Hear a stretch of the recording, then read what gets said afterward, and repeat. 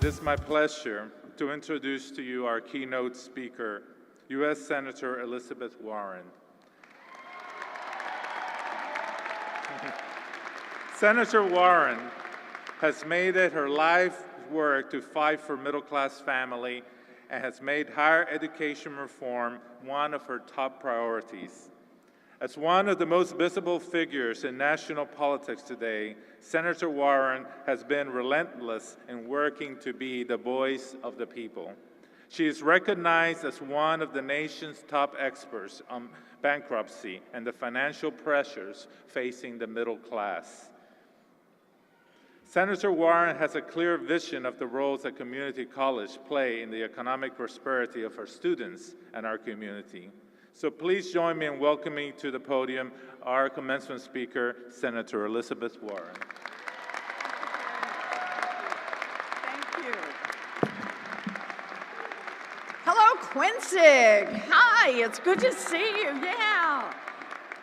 President Pedreja, alumni, faculty, friends, family, graduates, I am honored to be here with you today at Quinsigamond Community College, home of the beloved Wyverns. Have at it. So, President Pedreja, thank you very much for inviting me to this year's ceremony. This is President Pedreja's very first commencement at Quinsig. Congratulations on 1 year on the job. Nicely done. Now, I know what you're all thinking. If Elizabeth is here with us today, how will she ever make it to Windsor Castle in time for the royal wedding? It's okay. There's a Southwest flight that leaves in 2 hours, has 17 stops, but it's cheap.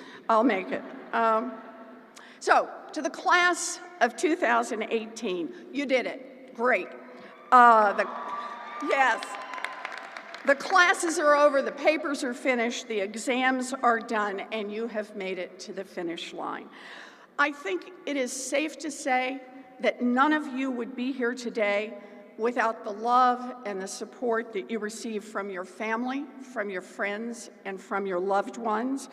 They stood by your side during thick and thin, the late nights, the early mornings, the endless Cash App transfers, all of it. So let's take a minute to say thank you to all of them for being here. Thank you.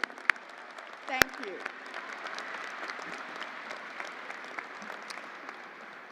And we certainly can't forget the faculty, the adjunct professors, the staff who helped you get across the finish line. So let's hear it for all the educators here at Quinsig.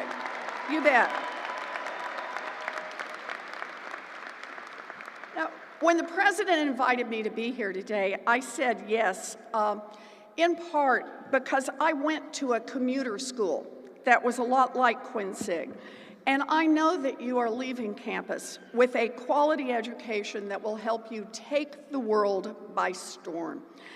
But I suspect that I have been invited here today to make sure that you leave with one small addition to that quality education. So I'm here to impart that last little bit of education. Later today, when you're celebrating with family and friends, they will give you all kinds of career advice.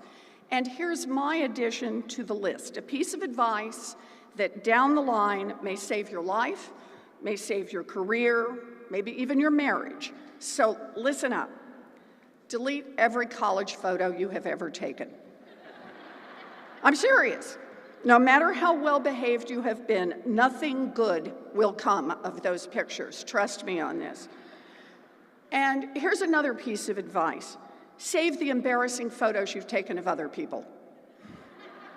You never know when one of them may be running against you in the United States Senate, so it could make a difference.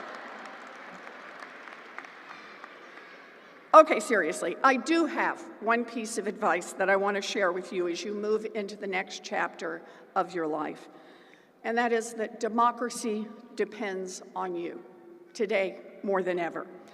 And I know that sounds like something you hear on a cable news show just as you're about to drift off to sleep, but I'm really serious. At this moment in history, our democracy is in crisis, and it is up to us to save it. Our democracy was founded on the ideals of liberty, equality, and justice for all, and a host of laws and rules and standards and traditions have helped make America that land of opportunity. And I know the value of that opportunity firsthand.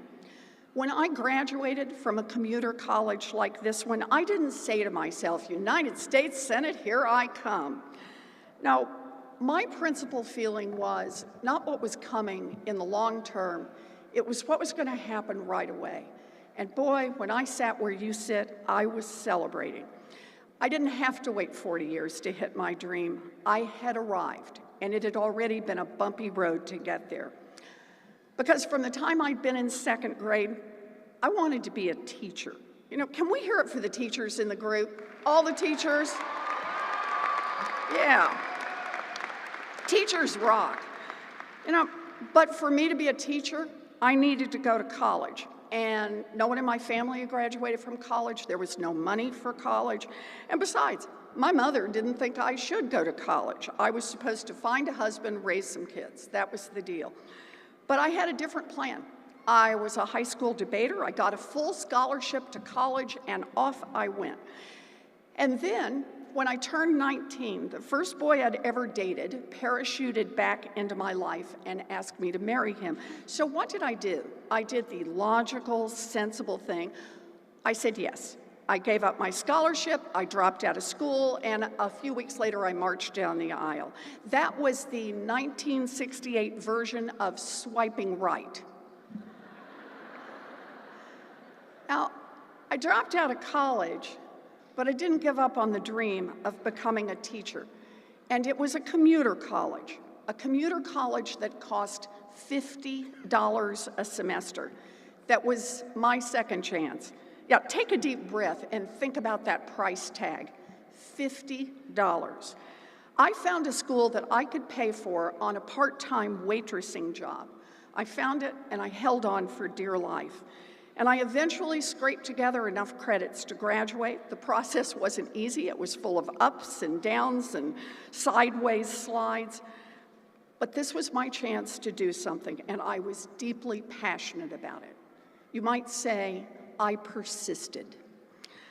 My story has a lot of twists and turns. Moving and babies and law school and divorce and remarriage, a 10-year-long fight against credit card companies that tricked people, a fight to build a Consumer Financial Protection Bureau to protect American families and to stick it to the banks. And then the first woman to be elected from Massachusetts to go to the United States Senate. Yeah.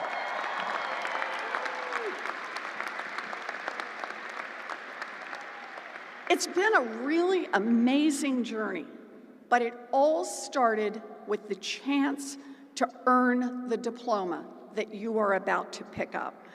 I got my $50 second chance at a commuter college because I grew up at a time when America invested a lot more in its kids. America, our government, our democracy, made it a priority to invest in kids who are trying to get an education. I stand here today deeply grateful for that opportunity. I believe that one part of democracy should be about helping people get a chance to build something valuable. And I am deeply, deeply frustrated that our government, not just this administration, but our government over the past 40 years has shifted more and more of the cost of an education directly over to students. And I have to be honest with you, there's a reason that's happened. It's happened because in Washington and in state houses across this country, money talks, and the voices of students are not as loud as the voices of CEOs and billionaires.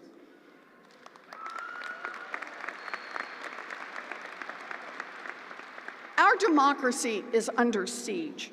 Right now, the integrity of our democratic institutions is being eroded at a breakneck pace.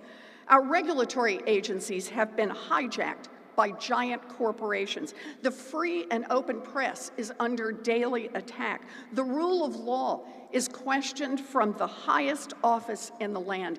And I'll give you just one example that is especially relevant today. The Department of Education, the department that is supposed to look out for students, the department that hires the companies that administer your student loans, has been loaded up with lobbyists and executives who make their money shilling for phony schools and high-profit student loan companies. The Department of Education is committed to helping make investors rich while you, the students, pay and pay and pay. This is wrong, and it is time for all of us to fight back.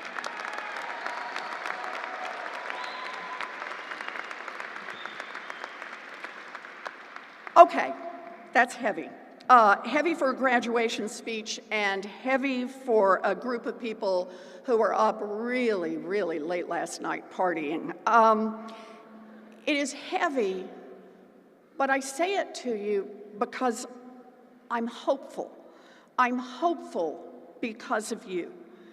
Yes, money talks, but only so long as millions of Americans remain silent. When we use our voices together, we are louder and we are more powerful than any force in this country. That's what we can do in a democracy. And that's why I'm hopeful. Even as the rich and the powerful tighten their hold on democratic institutions, democracy itself is changing. And you are helping lead that change.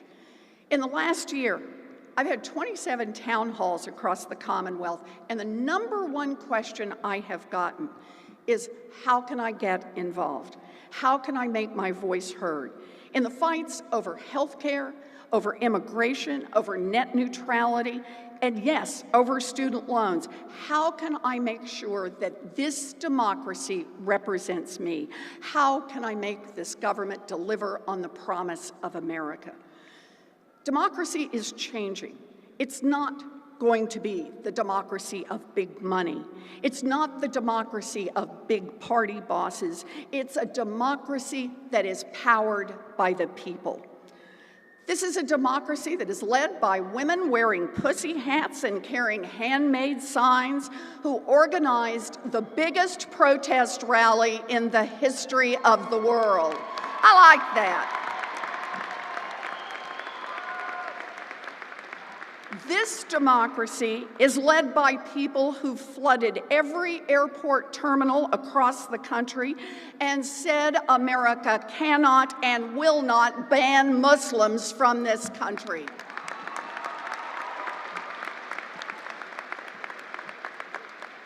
This is the democracy led by scientists who marched in their lab coats, the scientists who are working with real urgency to use science to save us from climate change and global destruction.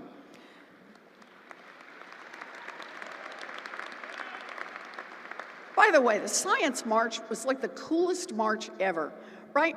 They had the best signs. My personal favorite was beer, brought to you by science. You know, hang in there with that education. But this is a democracy led by people with disabilities who stormed the halls of Congress during the healthcare debates to put a face on Medicaid and argue for healthcare for all of us. This is a democracy led by dreamers who are as American as you and me and deserve their chance to dream.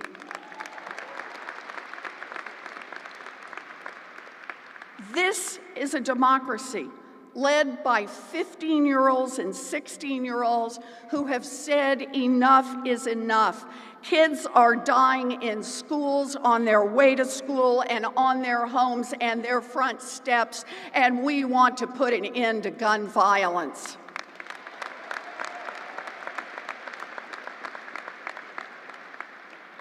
This is a democracy led by you, the class of 18.